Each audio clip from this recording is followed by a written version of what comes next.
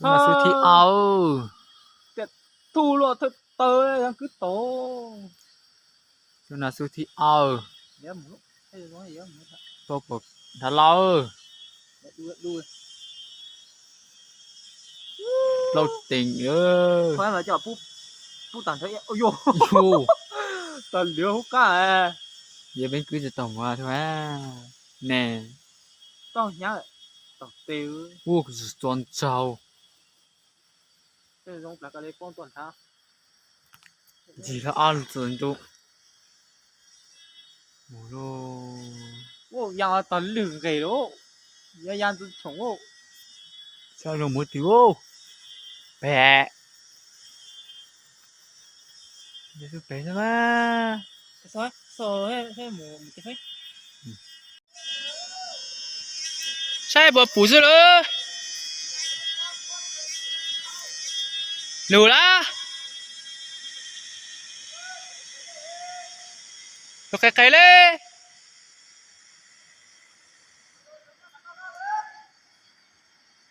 Sao bao bờ phủ ô.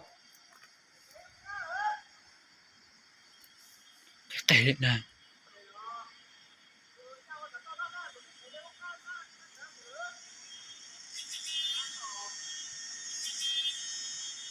Quê. Ta kia đó nó trời đó mà. Chú bụi.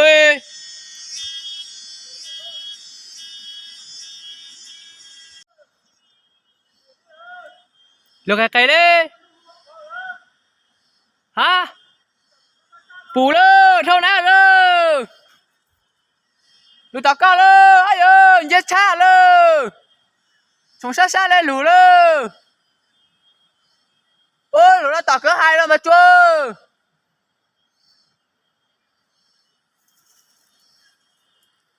Mà nó bữa mà bánh sự lấy tấu. Này. Nếu mà trô tình này.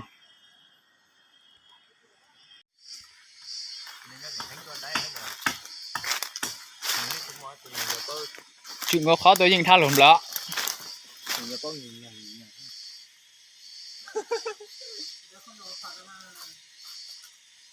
Mở cái đó à.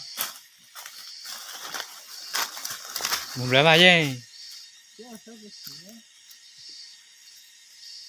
Đi từ tại này. Từ lo ra để. Từ lo ơi. Từ là tao hút tua ra để. Cứ coi em lại. Nha.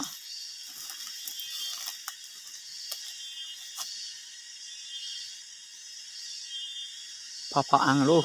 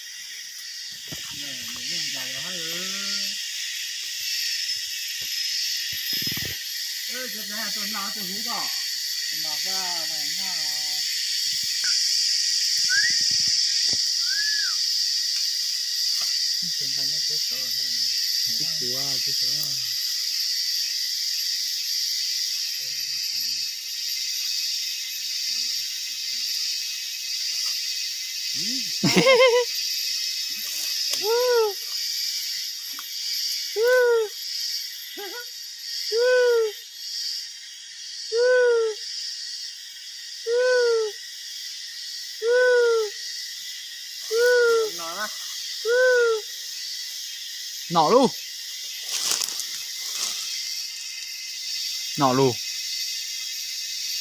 Cá to hô luôn.